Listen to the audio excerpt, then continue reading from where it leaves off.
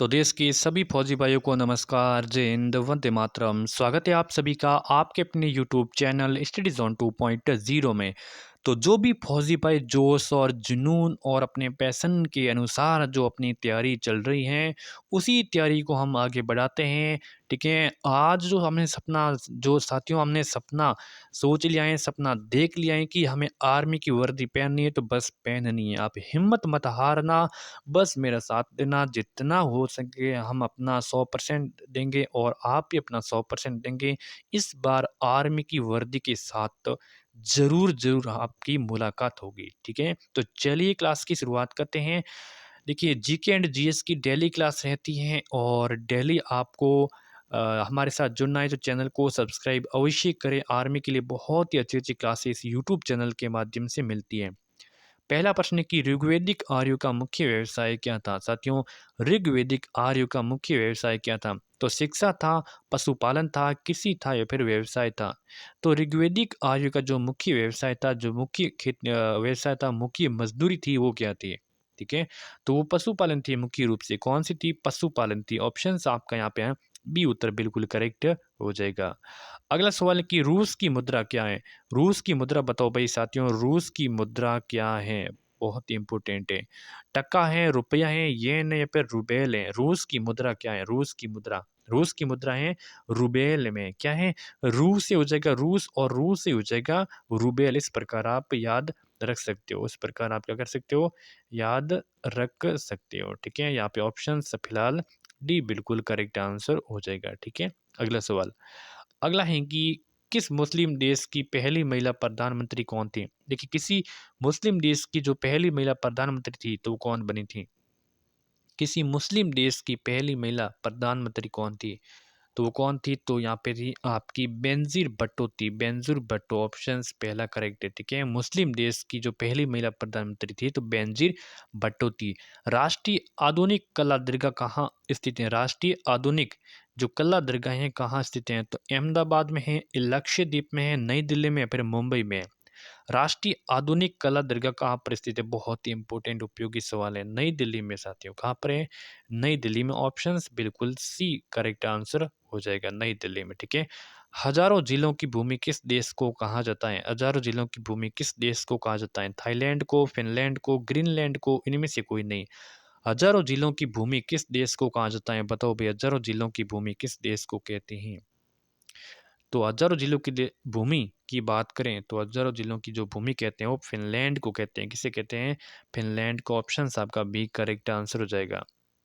अगला है कि मीनाक्षी मंदिर कहाँ पर है? बताओ भाई, मीनाक्षी मंदिर मदुरै में है, उड़ीसा में है, उत्तराखंड में या फिर राजस्थान में? मीनाक्षी मंदिर कहाँ पर है? तो मीनाक्षी मंदिर साथियों मदुरै में है। कहाँ पर है? मदुरै में है। ऑप्शन यहाँ पे आपका पहला बिल्कुल सही एंड सटीक आंसर हो जाएगा। अगला है कि कौन सा राज्य क्षेत्रफल के आधार पर सबसे बड़ा है? बताइए, क्षेत्रफल के आधार पर सबसे बड़ा लद्दाख है, राजस्थान है, गोवा है या फिर लक्षद्वीप है?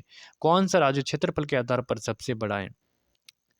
तो राजस्थान यहाँ पे क्षेत्रफल के आधार पर सबसे बड़ा है। प्रथम राज्य है जो ऐसा है जो क्षेत्रफल के आधार पर सबसे बड़ा है। अगला है कि किसने कहा था कि तुम मुझे खून दो, मैं तुम्हें आज़ादी दूंगा? ऐसा कि ये कथन किसका है कि तुम मुझे खून दो, मैं तुम्हें आज़ादी दूंगा?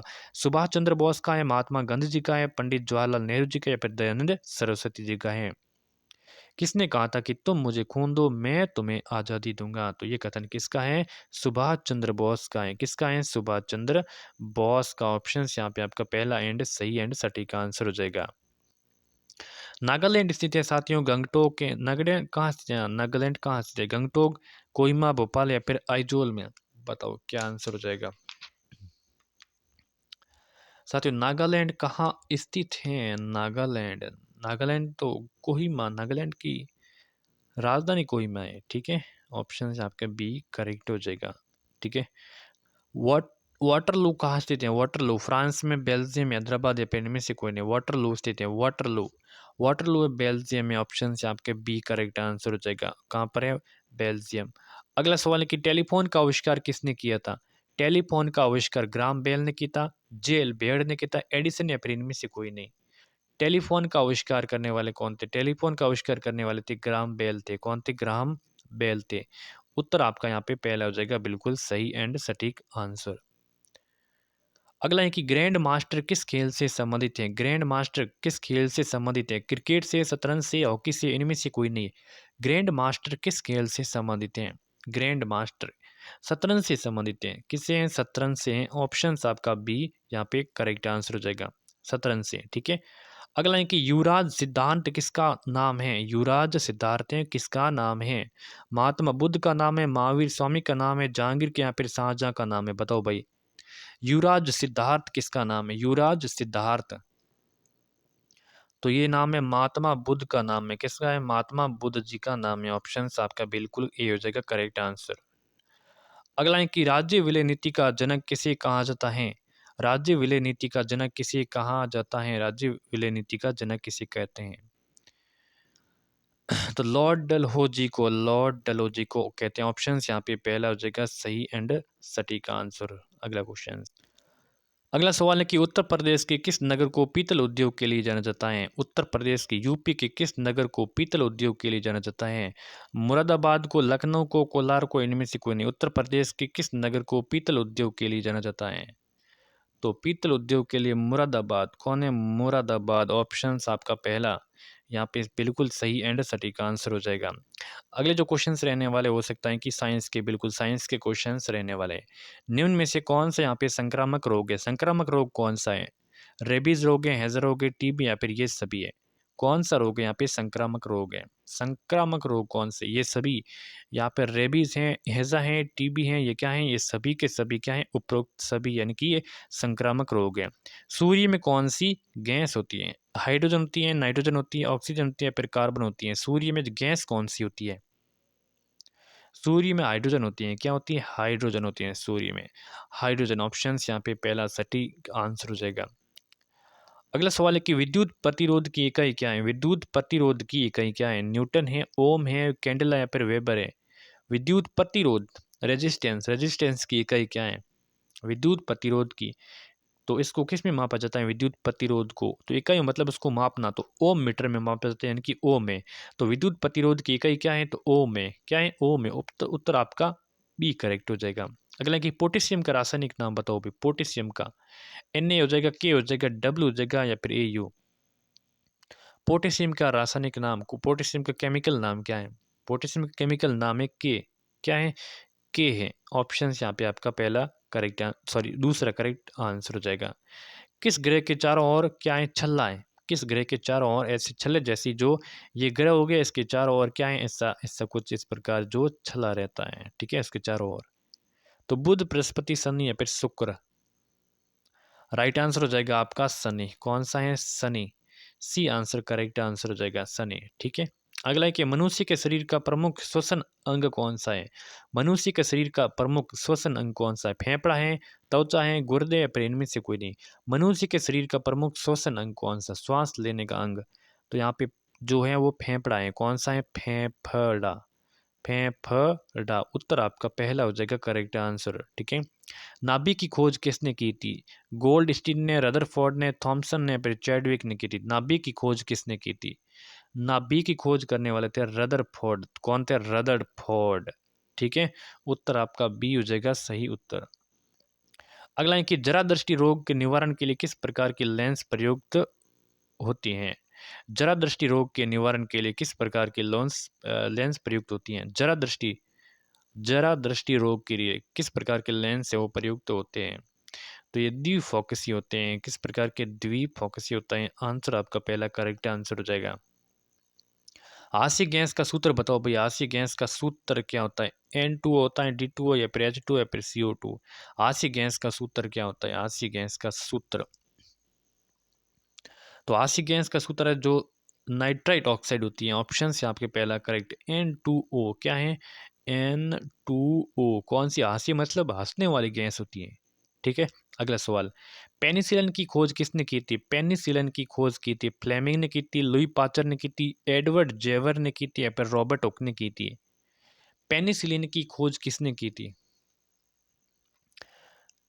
पेनिसिलिन की खोज किसने की थी? फ्लेमिंग ने की थी, अलेक्जेंडर फ्लेमिंग। ठीक है।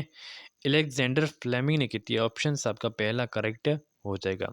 अगला सवाल, सौर ऊर्जा का सबसे छोटा ग्रह कौन सा है? सौर ऊर्जा का सबसे छोटा ग्रह जुपिटर है, मरकरी है, अर्थ है, फिर नन ऑफ दीज हैं। सौर ऊर्जा का सबसे छोटा ग्रह कौन सा है बताओ भाई। सबसे छोटा ग्रह जिसको इंग्लिश में बोलते हैं मरकरी बोलते हैं। इंग्लिश में क्या बोलते हैं? इंग्लिश में बोलते हैं मरकरी बोलते हैं। हिंदी में क्या बोलते हैं बताओ भाई? हिंदी में बोलते हैं इसको बुध बोलते हैं। क्या बोलते हैं? बुध। तो ऑप्शन आपका बी करेक्ट आंसर हो जाएगा। ठीक है, अगला क्वेश्चन। अगला सवाल है कि सिल्वर नाइट्रेट का रासायनिक सूत्र बताओ भाई। सिल्वर नाइट्रेट का रासायनिक सूत्र क्या है? AgNO3 NaCl NOH NaHCO3। Silver nitrate का रासायनिक सूत्र क्या है? सिल्वर नाइट्रेट का रासायनिक सूत्र AgNO3। ऑप्शन आपका पहला करेक्ट हो जाएगा। अगला कि चेहरे में कितनी हड्डियां होती है? चेहरे में हड्डियों की संख्या कितनी बताओ भाई। चेहरे पर हड्डियों की 14 होती हैं, 33 होती हैं, 46 होती हैं, 69 होती हैं। चेहरे में हड्डियों की संख्या कितनी होती है? तो देखिए, यहाँ पे अगर आपको पूछ लें कि पूरे सिर में हड्डियों की संख्या कितनी होती है, तो वो होती है 22 होती है, 22। ठीक है, और चेहरे पर आपको पूछें तो चेहरे पर हो जाएगी आपकी 40। कितनी? 14। और कपाल में पूछे तो आपको बताना है 18। ठीक है, तो चेहरे पर कितनी हो जाएगी? चेहरे पर हो जाएगी 14 हो जाएगी। ठीक है, और कपाल में पूछे तो 18 हो जाएगी, और टोटल पूछे सिर में तो 22 हो जाएगी। ठीक है, इस बात को ध्यान रखना। ऑप्शन पहला करेक्ट है। ग्लूकोज का सूत्र क्या है? ग्लूकोज का सूत्र, फॉर्मूला ऑफ ग्लूकोज। तो ग्लूकोज का सूत्र होता है C6H12O6 होता है। ये होता है ग्लूकोज का फॉर्मूला। C6H12O6 होता है। ठीक है, चलिए आज का अंतिम सवाल है कि भूकंप मापने वाले यंत्र का नाम बताना है। बहुत सिंपल सवाल, लेक्टोमीटर, बैरोमीटर। देखिए, आप जैसा सोच रहे हैं कि आर्मी में ऐसे हार्ड सवाल आएंगे, बिल्कुल भी नहीं आएंगे। बहुत इजी इजी सवाल आएंगे, बहुत इजी इजी। तो भूकंप मापने का जो यंत्र की बात करें तो यहाँ पे सिस्मोग्राफ हो जाएगा। कौन सा? सिस्मोग्राफ हो जाएगा। उत्तर आपका यहाँ पे डी करेक्ट आंसर हो जाएगा। ठीक है, तो 30 प्रश्नों में से आपका क्या स्कोर रहता है तो कमेंट करके जरूर बताएं। क्लास कैसी लगी है इसको शेयर करें, सब्सक्राइब करें। ठीक है, धन्यवाद।